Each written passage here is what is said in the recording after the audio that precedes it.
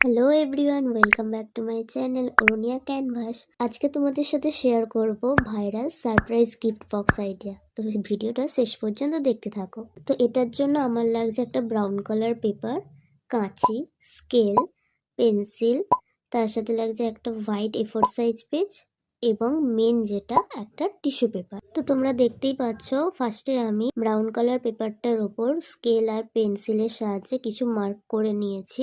যে সেন্টিমিটারগুলো নিয়েছে তোমরা একটু ভিডিওটা ভালো করে দেখলেই বুঝতে পারবে। এইটা মাপটা করে নেওয়ার পর আমরা কাঁচির সাহায্যে মিডিলের অংশটা কেটে বাদ দিয়ে দেব।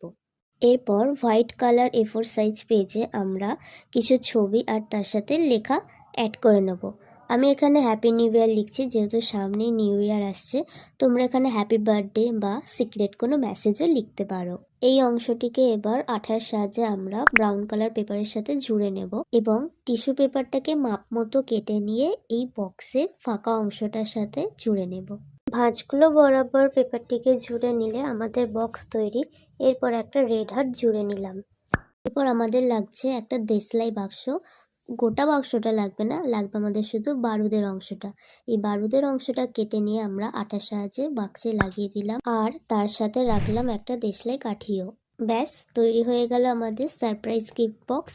এবার তোমরা এই রেজাল্টটা দেখে নাও। তোমরাও এভাবে খুব সহজে বাড়িতেই বানিয়ে ফেলো সারপ্রাইজ গিফট বক্স, আর কমেন্ট করে জানিও দেখতে কেমন লাগছে। সবাইকে জানাই হ্যাপি নিউ ইয়ার।